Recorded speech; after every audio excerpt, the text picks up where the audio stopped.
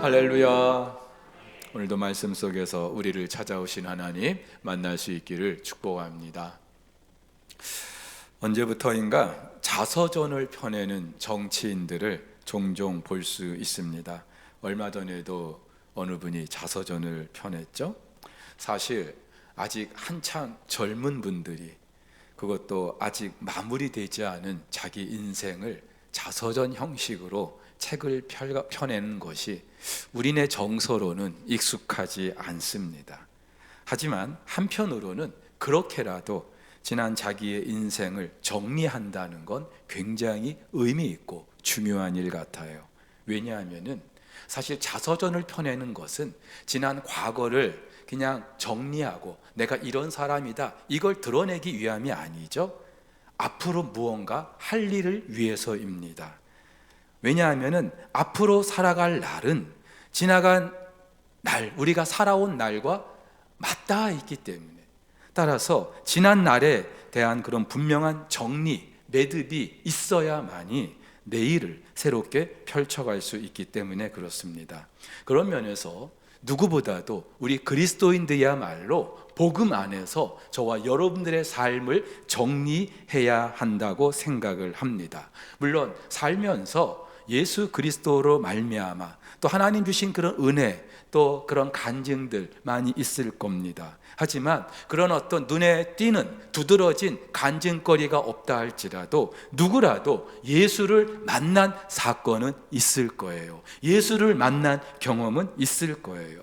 자, 그 예수님을 만난 사건만큼 우리가 반드시 정리하고 매듭을 져야 하는데, 왜냐하면 그것이 바로 예수님을 만난 그 사건이 바로 지금 나의 존재와 정체와 그리고 내가 앞으로 살아갈 삶의 이유를 설명해 주기 때문에 그렇습니다.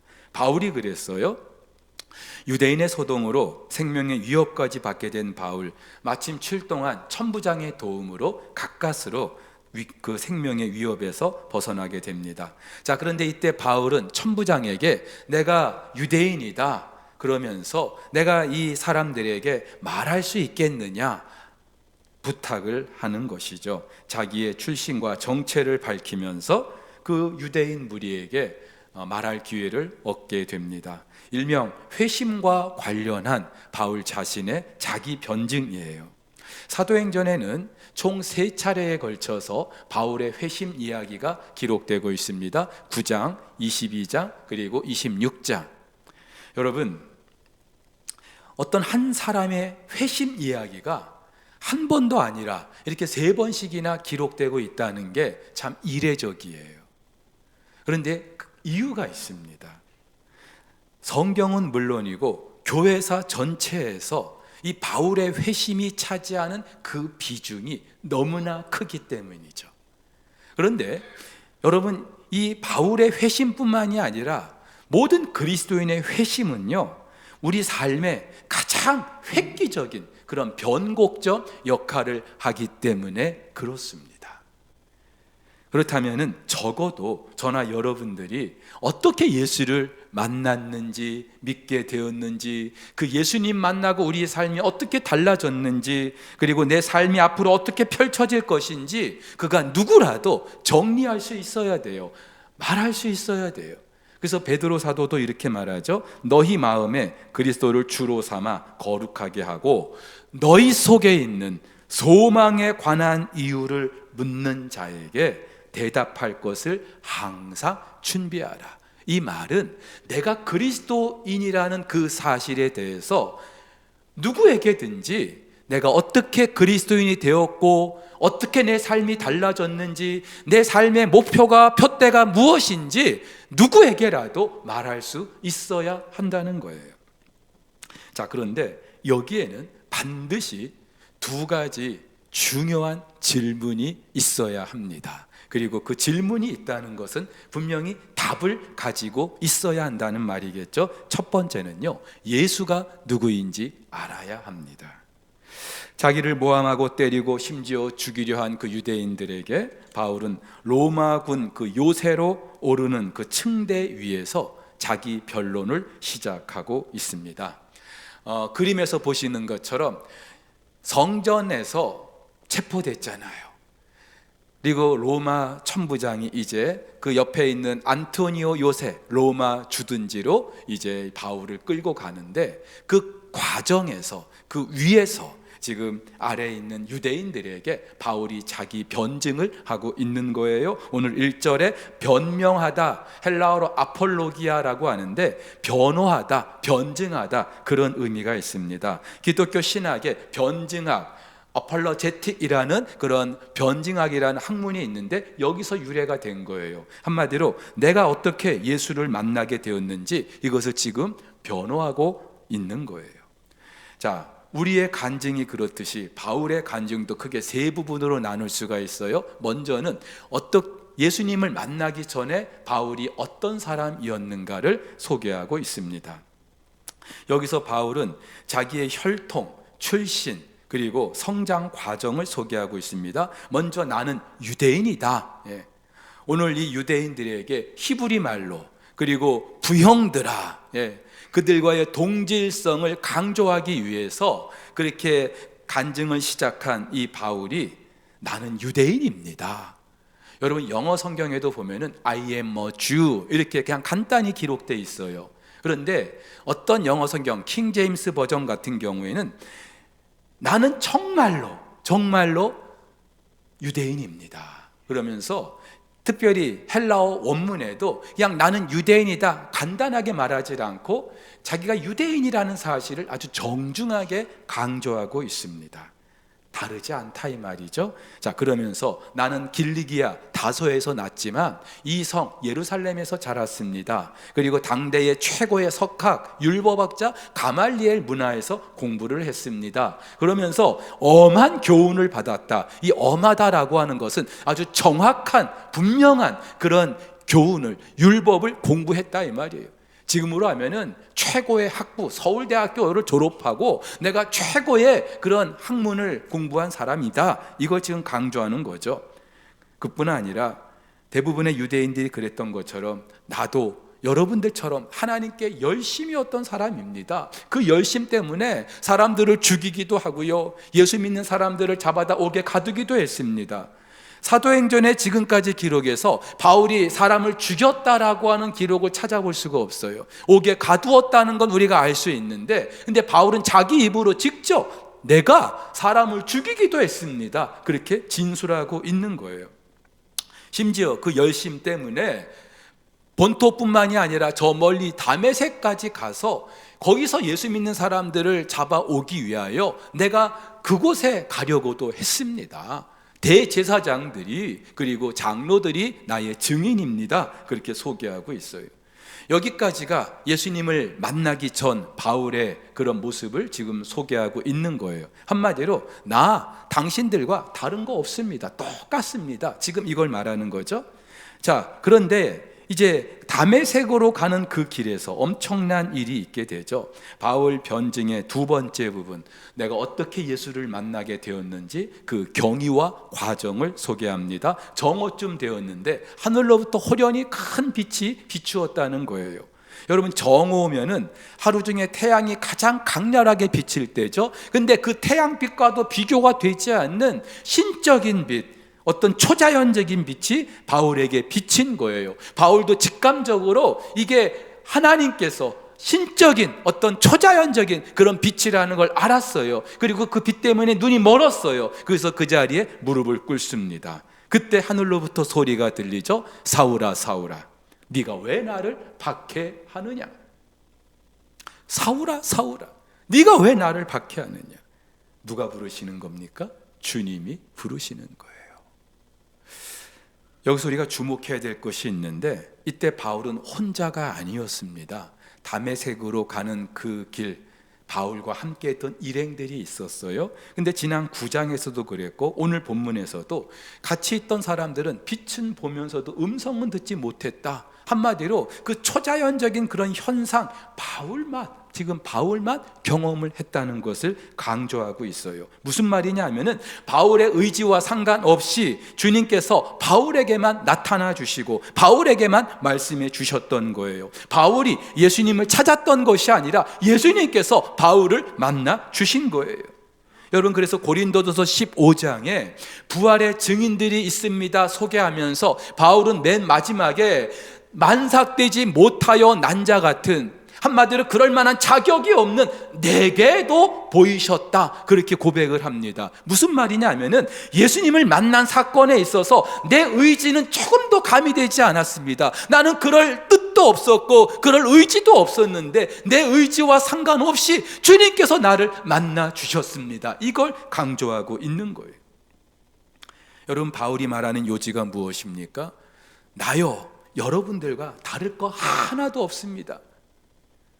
여러분들처럼 율법에 열심히 있었던 사람이고요, 어쩌면 여러분들보다 더 열심히 있어서 다메섹까지 가려고 했던 사람입니다. 그런데요, 내가 예수를 만나려고 한 게 아닌데 그 예수가 나를 찾아오셨어요. 나를 만나 주셨어요. 나도 내가 이렇게 될 줄 몰랐답니다. 지금 이 사실을 유대인들에게 고백하고 있는 거예요. 근데 여러분, 이게 구원이죠. 이게 구원이죠. 예수 믿기 전에 우리도 그랬잖아요. 여러분들 중에 예수 믿기 전에 평생 절에 다닌 분들도 계셔요. 지난 주간에도 어떤 집사님 신방했는데 이 집사님도 예수 믿기 전에 절에 다녔대. 자녀들이 교회 다니면 다니지 못하게 막았대요. 예. 그런 분들 계시잖아요. 근데 어느 날 누군가의 손에 이끌려서 예배당에 왔어요. 어느 날 예수님이 나를 불러주신 거예요.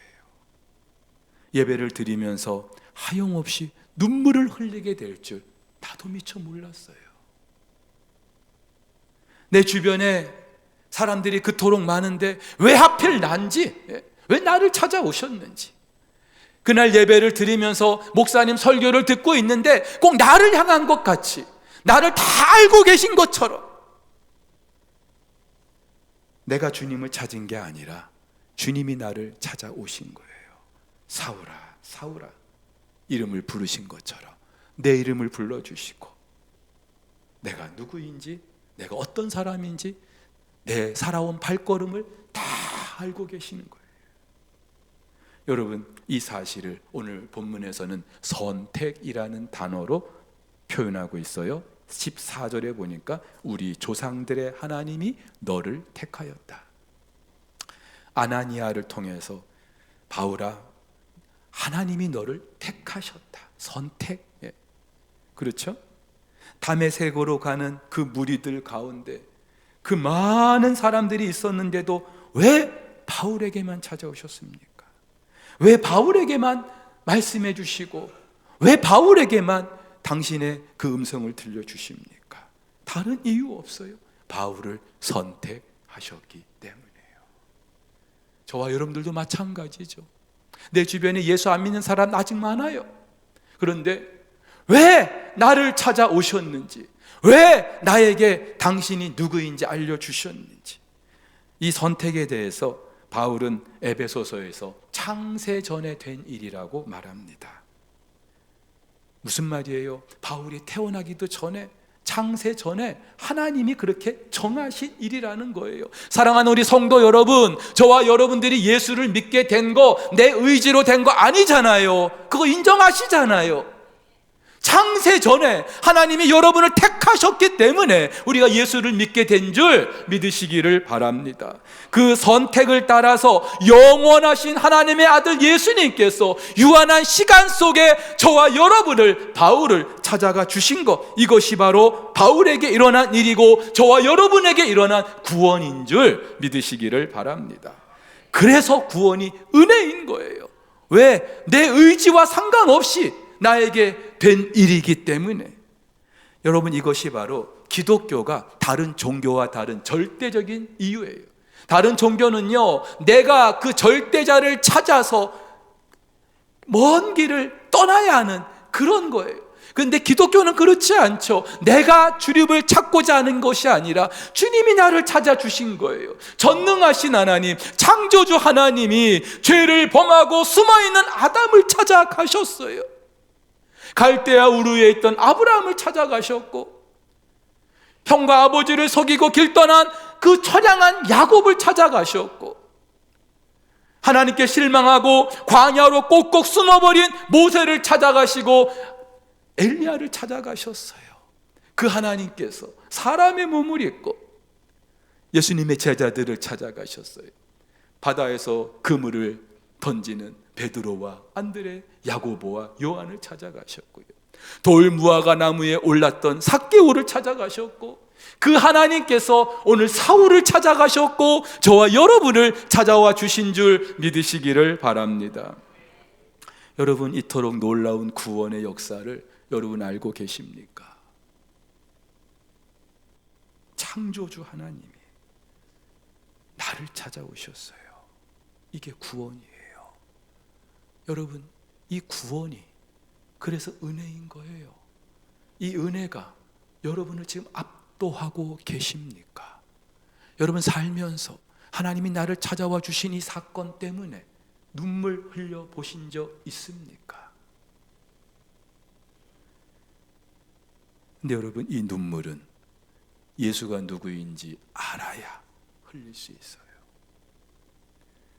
그렇게 예수를 만났을 때 바울이 여쭸던 첫 번째 질문이 있죠. 회심과 관련해서 저와 여러분들이 반드시 하나님께 여쭤야 할 질문이기도 합니다. 주님, 누구십니까? 주님, 누구십니까? 그러자 예수님 뭐라고 말씀하셔요? 나는 네가 박해하는 나사렛 예수다. 창조주 하나님이요, 바울에게 예수가 그리스도이심을 알려주시는 거예요. 여러분, 세상에는 몰라도 되는 것이 참 많습니다. 근데 우리는 몰라도 되는 걸 굳이 알려고 해요. 그럴 필요 없어요. 근데 여러분, 반드시 알아야 되는 게 있어요. 결혼기념일은 꼭 하셔야 돼요. 아내 생일은 꼭 하셔야 돼요. 근데 그것보다도 더 우리가 반드시 알아야 되는 것이 있는데, 예수가 그리스도, 예수가 나의 구원자라는 사실인 줄 믿으시기를 바랍니다. 오늘 이 바울의 회심 사건, 바울뿐만이 아니라 모든 그리스도인에게 도전이 되는 이유, 예수가 그리스도이심을 아는 것, 여기서부터 우리의 구원이 시작되기 때문이에요.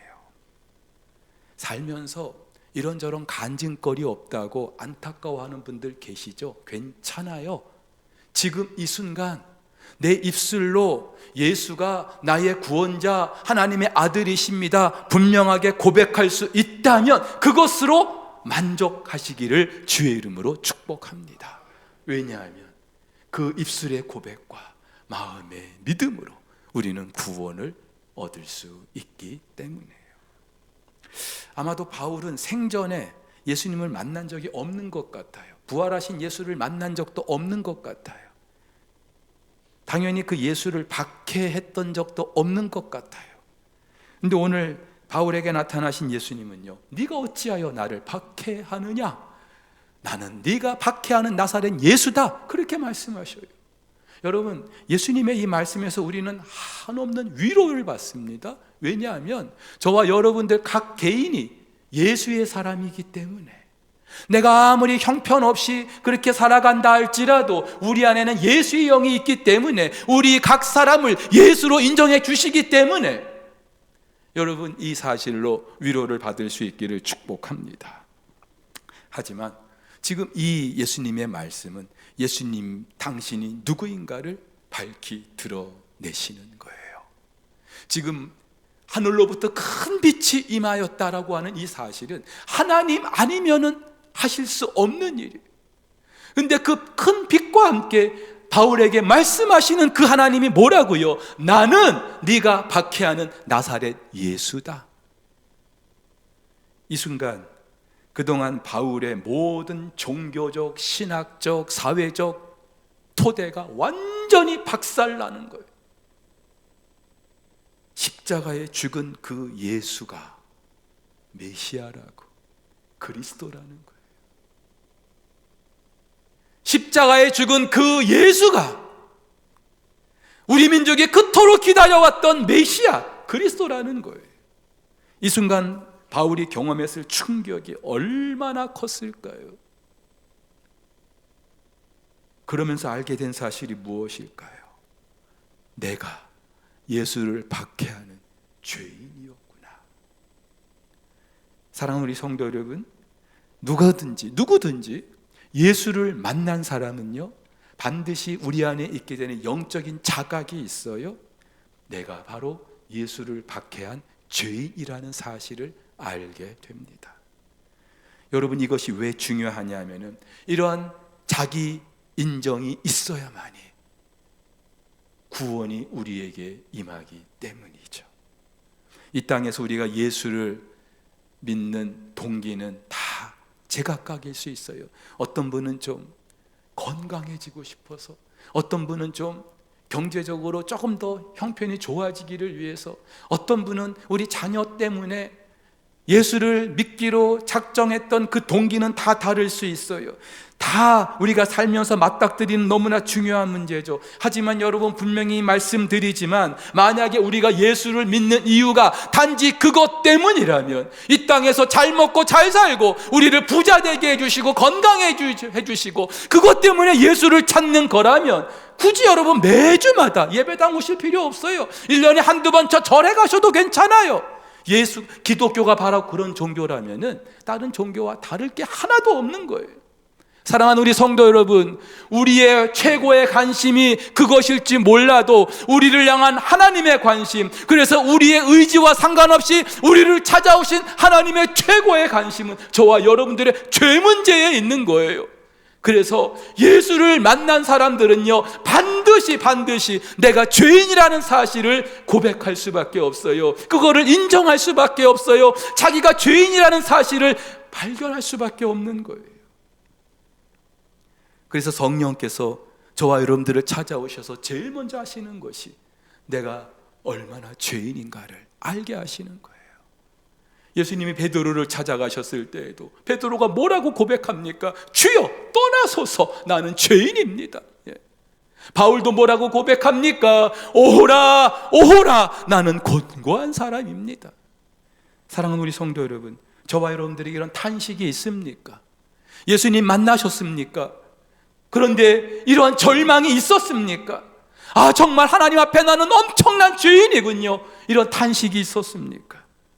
놀라운 사실은 이 음성을 들은 사람은 나는 네가 박해하는 예수라, 이 음성을 들은 사람들은요, 죄를 직면한 사람들은요, 더 이상 그 죄 가운데 살 수가 없는 거예요.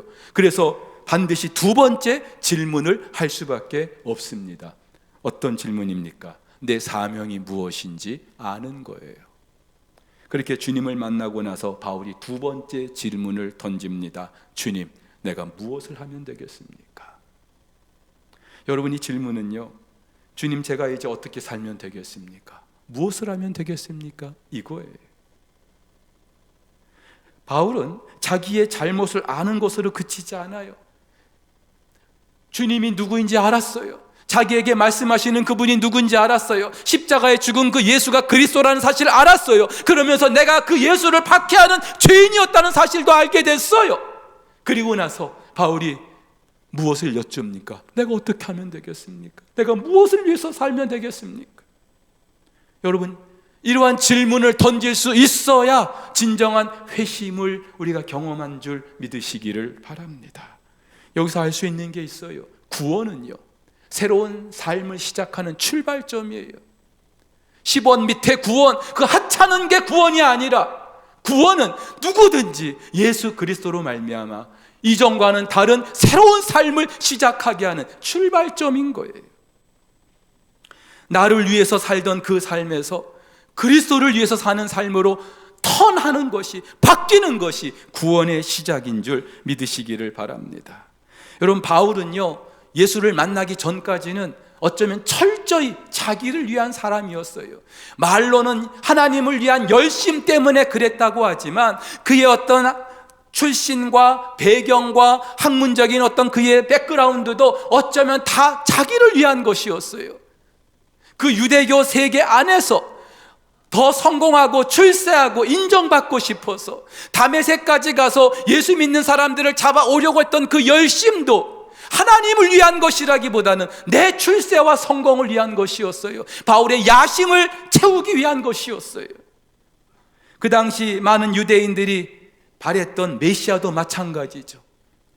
그 나라를 로마에서 해방시켜주고 옛날 다윗의 그 왕국을 다시 재현해주는, 그래서 더 이상 고난을 받지 않고 이 땅에서 강력하게 떵떵거리면서 그렇게 살게 해줄 그 메시아를 기다리고 있었던 거예요. 누구를 위해서? 자기들을 위해서. 오늘날도 다르지 않아요. 오늘날 많은 사람들이 예수를 믿는다고 하는데 다 자기를 위해서예요. 목사도, 부끄럽지만 목사도 그래요. 여러분, 대부분의 우리 목사님들, 저는 뭐 어려서부터 그렇게 다지며 서원했지만 어느 순간 예수를 만나요. 너무나 감사하고 감격하고 내가 이제부터 주님을 위해서 살겠습니다. 그래서 목사가 되기로 결단하고 아골골짝 빈들이라도 내가 가겠습니다. 그렇게 결단한 분들이에요. 목사가 되기 위해서 이것저것 준비도 하고 공부도 하고 가능하면 멀리 외국까지 가서도 공부를 해요. 성경을 더 많이 알고 싶어서, 주님을 더 알고 싶어서, 맡겨주실 양무리들을 위해서. 그게 전부라면 괜찮은데 어느 순간부터 이력서에 줄 하나 더 넣고 싶어서, 스펙 하나 더 쌓고 싶은 것이 주를 위한 것이 아니라 자기를 위한 욕심 때문에, 더 큰 교회에 부임하고 더 좋은 조건에서 목회하고 싶은 그 욕심 때문에. 죄송한데요, 목사도 그런데 우리 여러분들은 어떻습니까? 뭔가 예수 믿고 삶 속에서 반대급부를 생각하고 있지 않아요?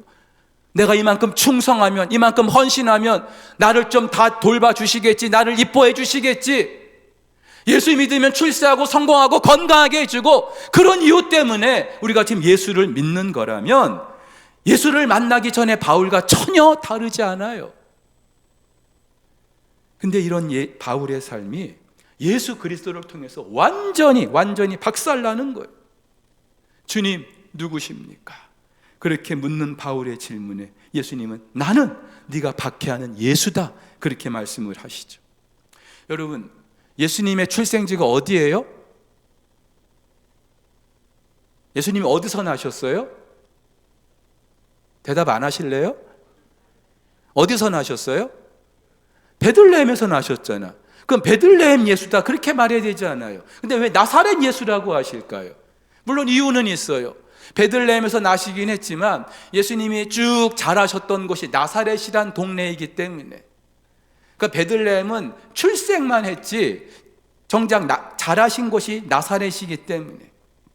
근데 여러분, 그래서 나사렛 예수라고 지금 말씀하시는 게 아니에요. 이 나사렛이라고 하는 이 지명은요, 더 큰 신학적인 의미가 있어요. 마태는요, 예수님이 출생한 이후에 헤롯이 죽이려고 하자 애굽으로 잠시 예수님이 피난하십니다. 그리고 헤롯이 죽고 나서 다시 이스라엘을 돌아올 때 어디 가서 사셨습니까? 나사렛에 가셨어요. 근데 그 과정을 이렇게 마태가 말합니다. 나사렛이란 동네에 가서 사니 이는 선지자로 하신 말씀에 나사렛 사람이라 칭하리라 하심을 이루려 함이로라. 무슨 말이냐면은 왜 나사렛에 가서 사셨냐? 성경에 예수를 일컬어서 나사렛 사람이라고 그렇게 예언을 했기 때문이라는 거예요. 근데 여러분, 구약 성경 어디를 찾아봐도 예수님을 일컬어 나사렛 예수라고 그렇게 예언한 적이 없어요. 구약 성경에는 나사렛이란 이 지명이 1도 기록되어 있지 않아요. 근데 왜 그러면 마태는 이렇게 나사렛 사람이라는 성경의 예언을 이루기 위함이다, 이렇게 말하고 있는 걸까요? 여러분, 나사렛이 어떤 곳이었는지를 알면은 성경이 왜 이렇게 말했는지를 알 수 있습니다. 예수님 당시 나사렛은요, 저주와 멸시와 천대의 그런 동네였어요. 그래서 구약 성경은 한 번도 기록되어 있지 않아요. 요세푸스라는 당대 최고의 역사학자도 이 나사렛이란 이름을 언급하지 않아요. 유대인들의 그 탈무드에도 나사렛이란 지명은 언급되지 않아요. 그 정도로 비천하고 궁벽한 마을. 오죽하면 나다나엘도 오실 메시아가 내가 만났는데 나사렛 사람이다 라고 하더라. 빌립의 말을 듣고 나사렛에서 무슨 선한 게 날 수 있냐, 핀잔을 줄 정도였어요. 한마디로 나사렛은 그들이 기다리던 메시아 그리스도가 절대로 날 수 없는 그런 곳이라는 말이죠. 그런데 그 정확한 지명은 언급하지 않아도 성경은요, 이미 그 예수가 나사렛 사람이라는 것을 이렇게 예언하고 있습니다. 이사야는요, 그는 주 앞에서 자라나기를 연한 순 같고 마른 땅에서 나온 뿌리 같아서 고운 모양도 없고 풍채도 없은즉 우리가 보기에 흠모할 만한 아름다운 것이 없도다. 그는 멸시를 받아 사람들에게 버림을 받았으며 간고를 많이 겪었으며 질고를 아는 자라.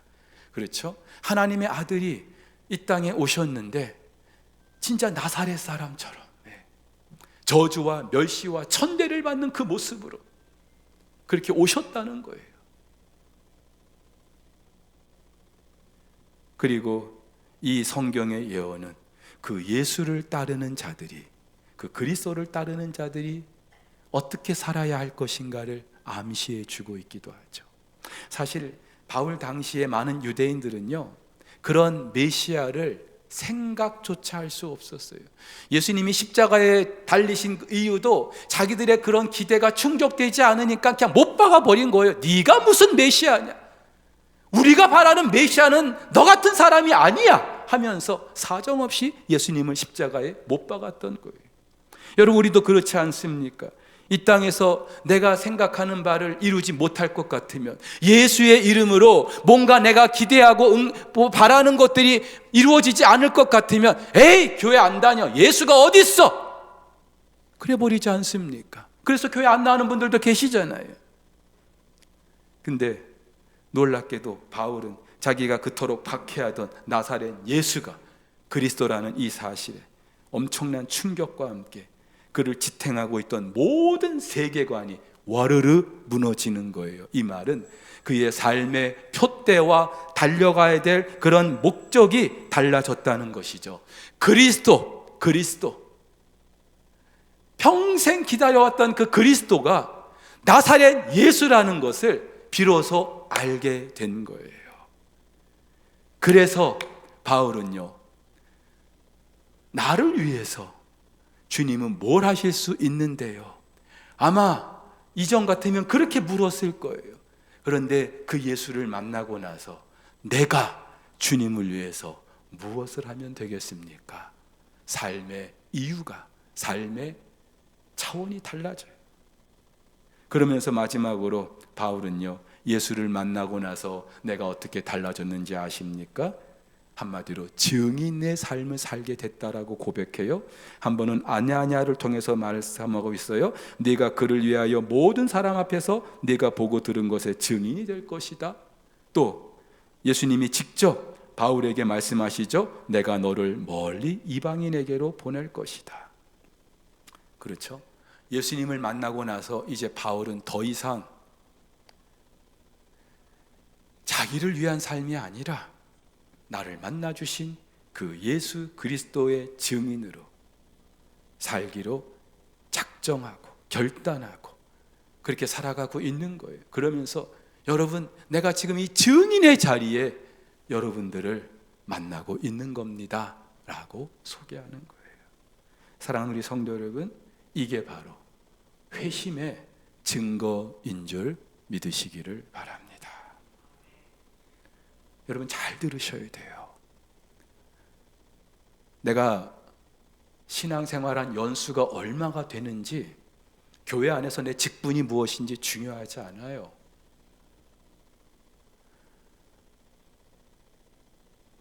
내가 정말로 회심한 사람이라면, 정말로 예수님을 만난 사람이라면 이 두 가지 질문 우리는 드렸어야 합니다. 첫 번째, 주님 누구십니까? 그리고 분명한 답을 들었어야 돼요. 나는 네가 박해하는 나사렛 예수다. 예수님의 그 말씀에 내가 얼마나 죄인인가를 여러분들이 아셨어야 돼요. 그 죄인이라는 사실에 절망하셨어야 돼요. 그래서 우리는 두 번째 질문을 드려야 했을 겁니다. 주님, 내가 무엇을 하면 되겠습니까? 이제까지 예수님은 나를 위해서 존재해 주는 분으로만 생각하고 있었는데 아닌 거죠. 이제부터는 내가 예수를 위해서 살아가야 되는 그런 삶으로 달라지는 거예요. 사랑하는 우리 성도 여러분, 저와 여러분들의 이 두 가지 질문이 있습니까? 한번 가만히 곰곰이 가슴에 손을 얹고 한번 생각해 보세요. 이 두 가지 질문을 드려본 적이 있습니까? 답을 얻었습니까? 여러분은 지금 어떤 예수를 찾고 계십니까? 혹시나 여러분을 성공하고 출세하고 더 좋은 삶의 그런 안락한 길로 인도해 줄 그 예수를 찾고 계십니까? 잘 먹고 잘 살게 해줄 그 예수를 찾고 계십니까? 그 예수를 찾기 위해서 오늘 이 자리에 오셨습니까? 아니면 하나님의 아들로서 십자가에까지 내려가신 그 나사렛 예수를 만나기 위해서, 그분의 길을 따르기 위해서 이 자리에 오셨습니까? 내가 생각하는 그 그리스도가 나사렛 예수라는 그 사실을 알고도 내 삶을 온전히 그분께 드릴 수 있을 수 있다, 이렇게 다짐하십니까? 이런 다짐을 하실 수 있다면, 이런 결단을 하실 수 있다면 저와 여러분은 정말 회심한 사람이 맞습니다. 근데 아직도 그 예수가 나를 위해서 뭔가를 더 해줘야 되는 것처럼 그렇게 생각하고 계시다면은 죄송한데요, 어쩌면 우리 아직 회심을 경험하지 못한 사람들일 수도 있어요. 굉장히 제가 지금 두렵고 떨리는 말씀을 드리고 있습니다. 사랑하는 우리 성도 여러분, 예수가 그리스도이심을 아는 그 회심은요, 옛사람이 죽고 새 사람이 되는, 다시 말해서 내 인생이 새롭게 펼쳐지는 그 순간과 같은 거예요. 죄와 사망의 종로를 타던 우리가 예수 그리스도의 사람이 된 거예요. 이제까지 우리의 주인이 사탄이었어요. 그래서 이 땅의 정욕을 위해서 살아왔어요. 그런데 예수가 주인이 되고 나서 우리의 삶이 달라진 거예요. 이런 거예요. 지금 프로야구가 시작이 됐어요. 그런데 지난 시즌에서 뛰던 선수들이 유니폼을 갈아입고 다른 팀에서 뛰게 된 선수들이 있어요. 그 사이에 다른 팀으로 이적한 거죠. 구단이 바뀐 거예요. 자, 이 선수들이 이제는 누구를 위해서 뛰어야 될까요? 여전히 과거 자기의 있었던 작년에 자기가 속했던 그 팀을 위해서 뛴다면 이 선수는 당장 방출될 거예요. 이제 주인이 바뀌었잖아요. 소속이 달라졌잖아요. 저와 여러분들이 그런 거예요. 그렇다면 이제는 우리를 당신의 소유로 삼아 주신 우리의 주인이신 그 예수 그리스도를 위해서 살아가야 되는 줄 믿으시기를 바랍니다. 홈런도 치시고요, 안타도 치시고요, 하다못해 희생번트라도 좀 되면서 이제 우리 주인이신 예수 그리스도를 위해서 살아가기로 다짐하고 결단하는 저와 여러분 될 수 있기를 주의 이름으로 축복합니다. 이게 회심의 증거인 거예요. 예수 그리스도의 십자가 고난, 부활을 이제 우리가 맞이하게 될 텐데, 이 봄의 길목에서 이런 고백이, 이런 결단이 저와 여러분에게도 있게 되기를, 회심의 증거가 정말 내 삶 가운데 적나라하게 드러날 수 있게 되기를 예수의 이름으로 축복합니다. 축복합니다.